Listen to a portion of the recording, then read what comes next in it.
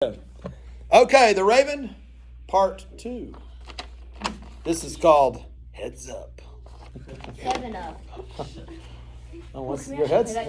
You're not allowed to touch Don't anything. put your head down. Cassidy. Can't touch anything above your shoulders. Okay, so what I need is this, guys. Can somebody tell me what just happened or parts of what just happened or anything? Yes, Connor. So this dude was reading a book on his couch, and then he heard this tapping. He kept on hearing these tapping noises around his house. So he opened his door, nothing was there. Opened his window, and then he sees a crow, right? And the crow, A raven. I think it flies in his house, right? So it sits on a bust of palace, and then he starts talking to the raven because he's thinking about Lenore. Yeah, he starts talking to it. And it just keeps on saying nevermore. And then he starts getting aggravated with it because he can't figure out what it's about. You are 90% right. 90%. 90%. Can somebody else give me The 10%. any other comments? You had your hand up. Did you want to say something, Keith? I was gonna explain what I didn't really get the end, but I got the beginning. Okay. Well, y'all know that when we do a poem, you read it all the way through. And then when you don't understand it, and there are some things that even you didn't understand, although you did well, but I think a lot of you had trouble. And by the way, this is not a simple poem, so no reason to not have trouble. You should have trouble with this one. That's totally fine. Cassidy, yes. It says nevermore too much. Okay, well, we're going to see why in a minute. Yes, Japaya, you had something. Oh. She was just scratching her ear. Yes. Okay. Sorry, Japaya. I really thought you had a question. My bad. It was just some ear itch. Okay, so everybody, what you do with a poem when you have trouble with it, you go back, take it stanza by stanza, and if that's not good enough, what do? Line by line. Line by line, and if that's not good enough, Word by word. word by word. These kids have been paying attention. They haven't had their heads down, so they've been listening. So let's go back to the beginning. Let's go back to the beginning. Once upon a midnight dreary, while I pondered weak and weary. Let's stop there. First thing he does, this is what authors do. It doesn't matter if you're watching a movie. It doesn't matter if you're reading a short story, reading a book, reading a poem. Doesn't matter. First thing they do is they give you the setting. What's the setting? Midnight. It is midnight. In his house. Yeah, it doesn't say that in the first line, sir. It says midnight. Once upon a midnight. It's midnight, dreary. So it's dreary weather. While I pondered, he's pondering. What does that mean? Thinking. He's up thinking, and he says weak and weary. What's that mean? Like sad. He's tired. So it's the middle of the night. I was up thinking. I was really tired. By the way, I noticed that a lot of you are making little notes. This is a good idea. Can I get a notebook? Definitely not. Over many a quaint and curious volume of forgotten lore. What are curious volumes of forgotten lore? Books.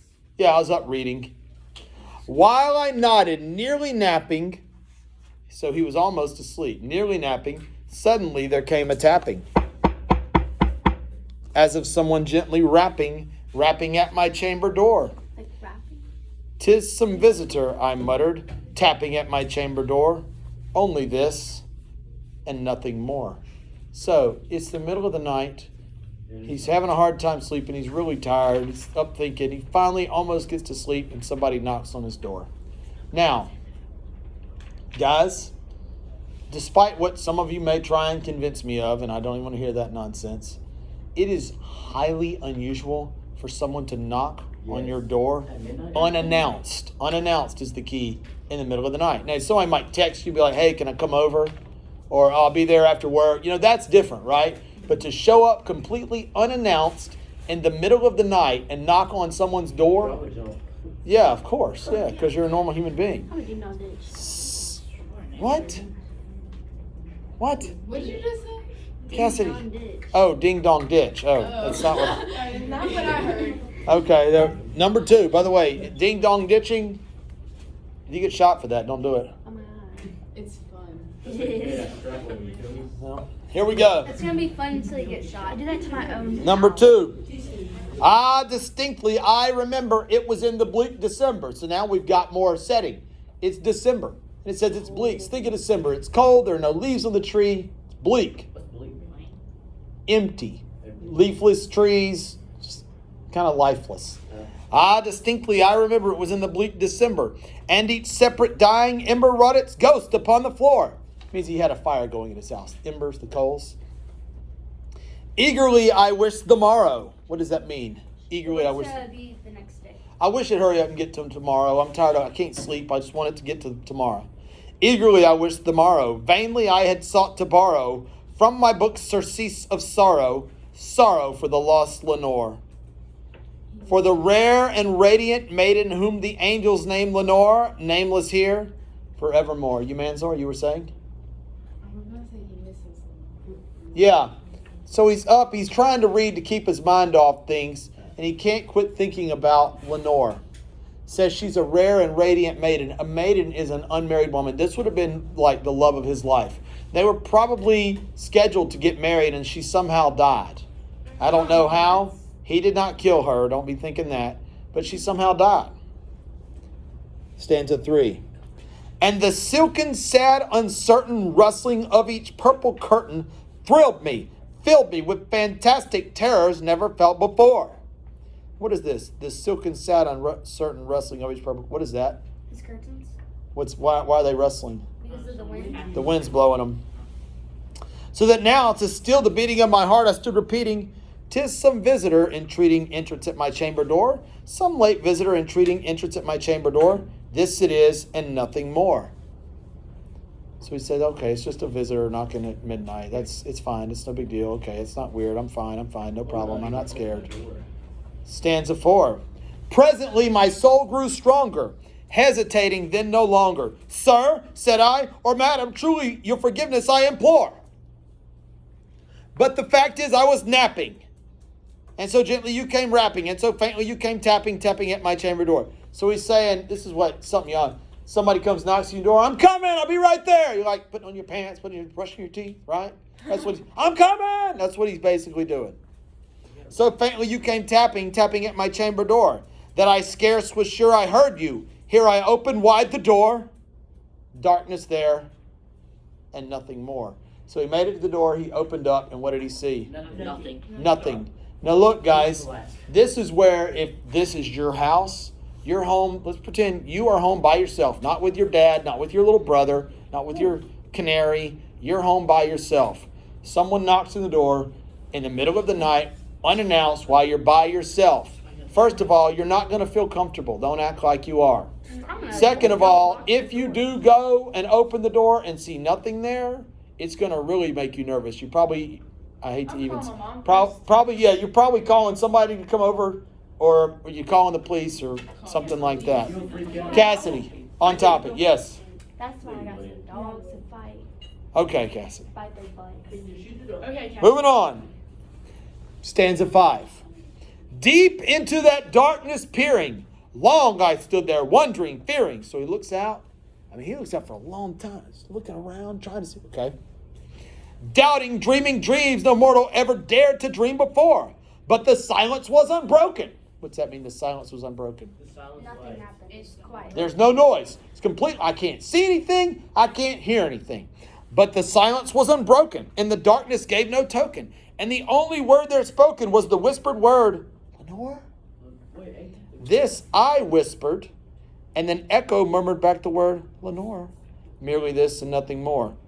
So he said the word, Lenore? Then it echoed, meaning it was empty. There's nothing there. It echoed Lenore. Who does he think is knocking on his door? Lenore. He thinks it's perhaps the ghost of Lenore, the spirit of Lenore. What were you going to say, Augie? No, I just thought it was like, Okay. Stanza 6. Back into the chamber turning. What did he do? Turned around. And then went back inside. Back into the chamber turning, all my soul within me burning. Soon I heard again a tapping somewhat louder than before. Surely, said I, surely that is something at my window lattice. Let me see then what thereat is and this mystery explore. Let my heart be still a moment and this mystery explore. 'Tis the wind and nothing more. He's saying, I know, it's over at the window, and it was the wind blowing against the window, maybe like brushing a limb against the window. Stanza 7. Open here, I flung the shutter. What did he do? Open the window. When with many a flirt and flutter in there stepped a stately raven of the saintly days of yore. Who came in? A raven. Not the least obeisance made he, not an instant stopped there stayed he. What's But obeisance mean? He didn't wait for me to ask him to come in. He just came on him like he owned the place. But with mine of lord or lady perched above my chamber door, perched upon the bust of Pallas just above my chamber door, perched and sat and nothing more. So pretend that that's the door. Pretend there's a little lamp, a little bust. A bust means a statue of a head above it. And this thing just bops on him from the window over here, comes over, walks around, flies up, lands Miss Parkman's head. Lands on Miss Parkman's head, but it will be over there. 8. Then this ebony bird beguiling my sad fancy into smiling. What is ebony? Then this ebony bird. Black. It's a black bird, a raven. Then this ebony bird beguiling my sad fancy into smiling. What's that mean? Yeah. This ebony bird, he kind of flew in. You know what? I'm kind of sad, but a little bird came on in. All right, that's the best thing that's happened in my life in a while. By the grave and stern decorum of the countenance it wore, though thy crest be shorn and shaven, thou, I said, art sure no craven, ghastly, grim, and ancient raven, wandering from the nightly shore. Tell me what thy lordly name is on the night's Plutonian shore. Quoth the raven, nevermore. So he said, tell me what? Your name. Tell me your name. What did the raven say? Nevermore. Nevermore. Now, back up. I want y'all to notice. He said, tell me what thy lordly name is on the night's Plutonian shore. Do y'all know what the night's Plutonian shore is? Just like nighttime, midnight. Good guess, but not quite. But it is kind of a dark thing. What did you say tonight? What is the night's Plutonian shore? NIGHT''S Plutonian shore. Essentially, it's hell. What he's saying is Mr. Raven, although I appreciate you being here because you're like the coolest thing that's happened to me in a long time, my life is really bad. Like, my life is hell right now. So, welcome to hell. Things are so sad for me. Nothing's going right. My chick is dead. But if you don't mind, what's your name? And the bird said, nevermore. Kylan? Please don't kill us. Don't put your head up. Hey, youngin, keep your head up. Stanza 10. But the raven sitting only on the placid bust spoke only that one word. Wait, what? Well, did I skip 9? I'm sorry, back to 9. My bad. I thought I'd done. I'm sorry, back to 9. Much I marveled this ungainly fowl to hear discourse so plainly. What's that mean? He's like, whoa, this thing's talking? That's exactly right. Is it actually talking? Or is it Yes, it's actually talking. He's actually talking. Though its answer little meaning, little relevancy bore. Means its answer didn't mean anything, but either way, it's still pretty cool. Now he's talking to us as the readers right now, for real. For we, and we are all we, for we cannot help agreeing that no living human being ever yet was blessed with seeing bird above his chamber door. Bird a bust upon the sculptured bust above his chamber door with such name as nevermore. So he's saying this, guys. He's saying, I just asked this bird his name, and he said nevermore. And that makes absolutely no sense. However, who else has ever been privileged enough to have a bird knock on their window, fly in, sit down, and answer a question? Nobody. That's So, rare. yeah, so it's pretty cool. Okay? All right, number 10. That's stanza 10. But the raven, sitting lonely on the placid bust, spoke only that one word, as if his soul in that one word he did outpour. Nothing farther than he uttered, not a feather than he fluttered, till I scarcely more than muttered, other friends have flown before. On the morrow he will leave me, as my hopes have flown before. Then the bird said, nevermore. Caleb, what does this mean? He's saying, other friends have flown before. On the morrow he will leave me, as my hopes have flown before. What's that mean? Friends have left him before, Yeah. and he doesn't expect the raven to be anything different. That's right. He's saying, it's cool that this bird is here, but he's going to leave. It's like my friends left, just like Lenore died. I don't even have any hope anymore. Everything goes bad for me. But then it says, quote the raven, nevermore. What's that mean? Then the bird said, nevermore. Huh? It's not going to leave. I'm not going to leave you. Startled at the stillness broken by reply so aptly spoken. Doubtless, said I, what it utters is its only stock and store. That means what it's saying is the only thing it knows how to say. Caught from some unhappy master, whom unmerciful disaster followed fast and followed faster, till his songs one burden bore. till the dirges of his hope that melancholy burden bore of never, nevermore. 12. But the ravens still beguiling all my sad soul into smiling. Straight I willed a cushioned seat in front of bird and bust and door.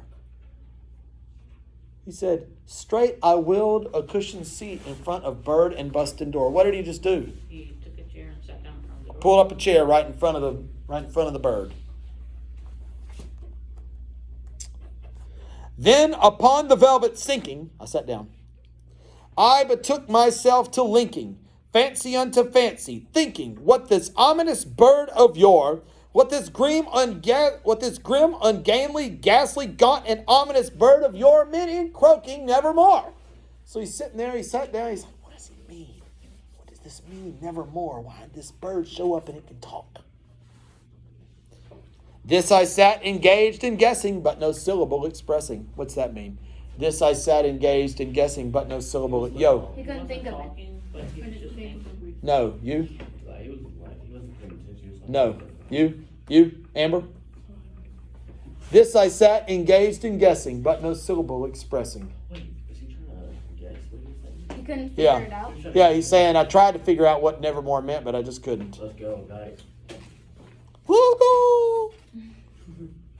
To the fowl whose fiery eyes now burned into my bosom's core. This and more I sat divining, with my head at ease reclining on the cushion's velvet lining with the lamplight gloated o'er. But whose velvet violet lining with the lamplight gloating o'er, she shall press nevermore. So he's sitting in the chair and he says, he's trying to figure this out, and then he says, she shall press nevermore. Who is she? Lenore. What is he thinking? What happened right there? She died and she's never going to see her. What, Jake? What, Jack? No. He's saying, he was sitting there trying to figure this out, and then he thought, Lenore used to sit in this chair. Oh, Lenore's gone. He lost his concentration. Let's keep going. Then methought the air... This is a tough question. You better be ready, Michael. Then methought the air grew denser, perfumed from an unseen censer. Mike, what did he do? What just happened? Then methought the air grew denser, perfumed from an unseen censer. The air in the room changed to the smell. He smelled something. Yes. Very good. All right, Michael. He smelled something. So pay attention. This is where it's getting good. Swung by angels whose faint footfalls tinkled on the tufted floor. Wretch, I cried, thy God hath lent thee. By these people he hath sent thee. Who did he say? He said, I know who sent you. God. Let's keep going. Respite, and nepenthe from thy memories of Lenore. Quaff, oh quaff this kind nepenthe, and forget this lost Lenore. Quoth the raven, nevermore. Is he quoting, or like, what's it saying? Quote. Quoth means stated. Oh, okay. Now, to understand this part, you have to know what nepenthe is. What's nepenthe? Did we discuss this? He told it, but I forgot. Oh, imaginary potion. It's an imaginary potion that helps you forget. It would be similar to the movie Men in Black, where they hold up the thing and they say, okay, look in them up, zing, and then you can't remember. He's saying, did God send you down here with nepenthe so I can drink this nepenthe and forget about Lenore and I can move on with my life? And it says, quote the raven, nevermore. What's that mean? Nope. Means no. Stanza 15. Prophet, said I, thing of evil, prophet still, if bird or devil, whether tempter sent or whether tempest tossed thee here ashore, desolate yet all undaunted, on this desert land enchanted, on this home by horror haunted, tell me truly, I implore, is there balm in Gilead? Tell me, I implore. Quoth the raven, nevermore. So he's saying, okay, you did not bring the nepenthe. I'm cool with that.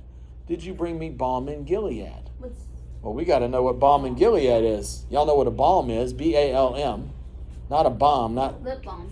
That would be one. You get a sore on your lip or you put it on your lips and it immediately feels better. Yeah, chapstick. It immediately feels better and it heals it. If you were an athlete, specifically if you throw a lot, like when I play baseball, you know what I'm saying? You throw your shoulder and your arm right here, your triceps hurt. I used to put icy hot on it. Y'all familiar with that? Yeah. It's a balm. It would like numb it, make it feel better. Balm in Gilead is like that, like a balm. But instead of putting it on your arm or your lips or whatever, you put it on your heart. He's saying, did you bring me balm in Gilead? Meaning, you brought me this stuff I can rub on my heart, and my heart won't be broken anymore from losing Lenore. Why has he said Gilead? In Gilead. Balm in Gilead is what it is. Balm in Gilead. So did Anyway. you have to go to Gilead to get the balm? No. It's like saying Connor Dunn. I could just call you Connor, but I'm calling you Connor Dunn. Oh. It's a whole name. Full name. Okay? Middle name. You don't know my whole name. Now, anyway, and it says the raven says, nevermore. What's that mean? No. 16. Prophet, said I, thing of evil, prophet still, if bird or devil, by that heaven that bends above us, by that God we both adore, tell this soul with sorrow laden, if within the distant Aden it shall clasp a sainted maiden, whom the angels name Lenore. Clasp a rare and radiant maiden, whom the angels name Lenore. Quoth the raven, nevermore. He says, okay, you did not bring me the Nepenthe. Fine. I'll never forget about her. Okay. You did not bring me the balm in Gilead, which means I'm always going to miss her. My heart will always be broken. Is she in the distant Aden? What is Aden? Heaven. Aden is heaven. Eden, Garden of Eden. Mm-hmm. He said, is she in heaven? And will I be with her in heaven one day? And what did the raven say? No. No, So is you he will saying not. no to him? This way, the bird is a prick. Yeah, he's saying the lady is not in heaven, which means she's where? Hell. She's at the barbecue, baby. No. 17. Be that word our sign of parting, bird or fiend. I shrieked up starting. So what did he tell the bird to do? Get out. Get out. Get thee back into the tempest and the night's Plutonian shore. What's that mean? Go back to hell. Go to hell. Leave no black plume as a token of that lie thy soul has spoken. What's this black tune? Don't This leave black any plume. feathers. Don't even leave a feather. Yes. Leave my loneliness unbroken. Quit the bust above my door. Take thy beak from out my heart. What's he saying he's doing? He's saying get away because I had No. hope in you. Take thy beak from out my heart. Take. What's he saying he's doing with that beak? Yes, Savannah. Come on, you haven't said anything all day. Come on. Boo. You. Yeah, he's like you're stabbing me in the heart with your beak. Take thy beak from out my heart and take thy form from off my door. Quote the raven. Nevermore, which means what? No. Stand. Last stanza. And the raven never flitting, still is sitting on the pallid bust of Pallas just above my chamber door. And his eyes have all the seeming of a demon that is dreaming. And the lamplight o'er him streaming throws his shadow on the floor. And my soul from out that shadow that lies floating on the floor shall be lifted. Nevermore. When's he going to get over this girl? Never. He's gonna die loving her.